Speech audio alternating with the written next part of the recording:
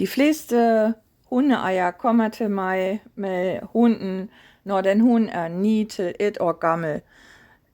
I disse periode er den hund i den dårligste periode.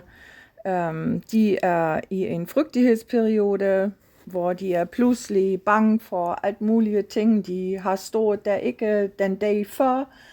Måske der ligger bare en blad, og de forskrækker sig.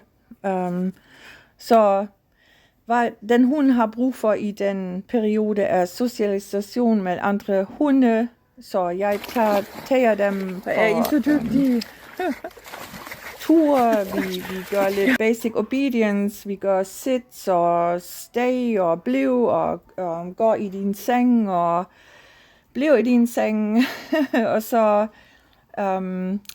jeg tager dem også til farmers market, også til gårdshike. Vi går en hikingtur til en gårdshike, hvor de skal møde op med indkøbskurve, og de skal indtage alt den indtryk, de kan se der, og ja, så de oplærer alt, hvad de har brug for i denne periode.